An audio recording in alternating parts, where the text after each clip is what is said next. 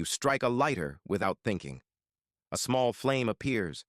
You light a candle, a stove, a cigarette, and you move on with your day. It means nothing to you. But the first time one of your ancestors saw a fire, it meant everything. And the real answer to how that moment unfolded is far stranger than you imagine.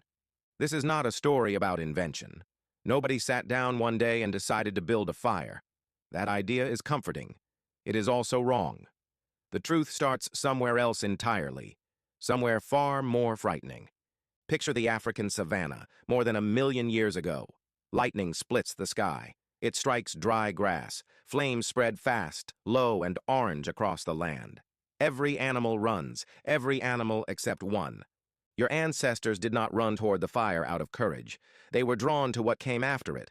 Burned ground meant dead insects, roasted tubers still in the earth, and animals too slow or too injured to escape the flames. Fire was not a tool yet. It was a scavenging opportunity, written into the landscape by chance.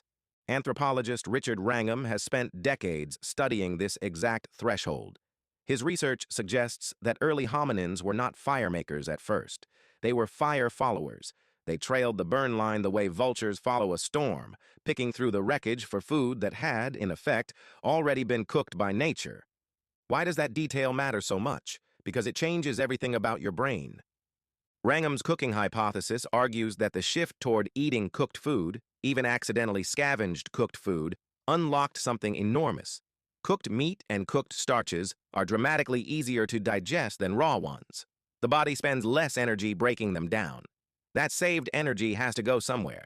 It went to your brain. The human brain is metabolically expensive. It burns roughly 20% of your daily energy, despite being a small fraction of your body weight. Raw food alone, chewed for hours a day the way chimpanzees still do, could not have funded an organ that costly. Something had to change the energy budget. Fire, even before it was controlled, may have been the first push. Now picture the next stage. Thousands of generations pass. The scavenging habit becomes a memory encoded in behavior. Somewhere along the way, someone does not just find a fire, they keep one. This is the part that should stop you. Keeping a fire alive does not require striking a spark. It requires something almost more difficult. It requires patience. Early hominins likely captured flames from natural sources, wildfires, volcanic vents, even smoldering peat, and tended them like a fragile animal that needed to be fed. Feed it too little fuel, and it dies. Feed it too much, and it becomes dangerous again. Someone had to watch it. Someone had to understand it. Archaeologist John Gowlett has examined sites like Kubifora in Kenya, where burned earth and charred bone fragments date back close to 1.5 million years. The evidence is not a clean campfire ring. It is scattered, ambiguous, easy to dismiss as coincidence.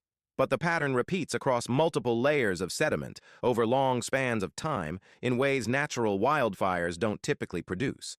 That repetition is the whisper of intention, not proof of a spark being struck, proof of a flame being protected. Think about what that means for a moment. Before your ancestors could make fire, they had to learn to live with it, to sit close enough to benefit from its warmth, but far enough to avoid its danger, to recognize which wood burned slow and which burned fast, to pass that knowledge to a child without language as you know it, using nothing but demonstration and repetition. Every skill you consider basic today began as an unbearable risk to someone else. And once fire could be kept, everything about daily life reorganized around it. Nights, once ruled entirely by darkness and predators, now had a center point, a place to return to, a place where the group gathered instead of scattering to sleep separately in trees or thickets. Some researchers argue this moment, more than any tool or weapon, is where the earliest form of community around a shared space began. Fire didn't just cook food. It cooked the shape of human social life. It carved out the first version of what you might now call a living room. Consider your own instinct the next time you sit near a campfire or a fireplace. That pull you feel, the impulse to stare into it, to talk more openly, to feel oddly calm despite the danger nearby, is not sentimental nostalgia. It is a leftover behavior pattern, older than your species' current form, older than language, older than most of what you consider civilization. Psychologists have actually studied this. A 2014 study led by Christopher Lynn found that participants who watched a simulated campfire showed measurable drops in blood pressure the longer they watched, particularly when the crackling sound was present. Something in you still responds to that flicker as safety, as gathering, as home. That response was not designed by evolution to make you relaxed on a camping trip. It was shaped because the individuals who felt calm and cooperative near the fire, rather than anxious and isolated, were more likely to share food, share warmth, and survive the night together. Calm was not a luxury back then. Calm was a survival strategy, and fire made it possible on a nightly basis for the first time in your species' history. Now think again about that lightning strike on the ancient savanna, the one that started this entire chain of events. It was terrifying. It was destructive. Entire stretches of grassland reduced to black ash in minutes.